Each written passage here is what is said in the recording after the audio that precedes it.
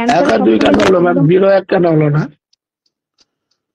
0 1 কেন হলো না? কারণ ফাংশনটা 1 এর চেয়ে বড়, 0 এর চেয়ে তো বড় নয়। বুঝতে পারলে? -1 এর যে আবার ছোট। হ্যাঁ, তো তোমাকে অর তো হয় এদিকে থাকবে না হলে এদিকে থাকবে। তাহলে তুমি এখন যদি পয়েন্টটা বসাও, ধরো নাও এখানে 2 আছে, তাহলে তোমাকে অপশনে হ্যাঁ, দিয়েছে এই অপশনে, তাহলে এই অপশনে ফাংশনটা বাড়ছে না বাড়ছে না?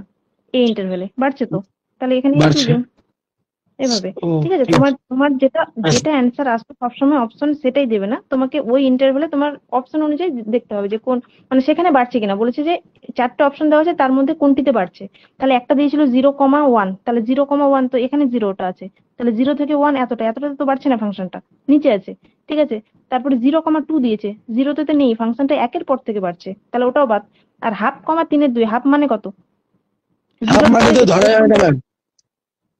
কেন ধরা যায় না? রিয়েল নাম্বার লাইনে তুমি পয়েন্টও বসাতে পারো, এখানে 0, এখানে যদি 1 থাকে তাহলে ও এখানে হাফ হ্যাঁ, থাকবে। ঠিক। ঠিক ও আছে, ঠিক। তাহলে এই পোর্শনেও তো বাড়ছে না। ঠিক আছে, তাহলে বাড়ছে কোনটা? 1 আর 2টা বাড়ার পোর্শন আছে, তাহলে অপশন এটা হবে, অপশন এ। ঠিক আছে, চলো নেক্সট।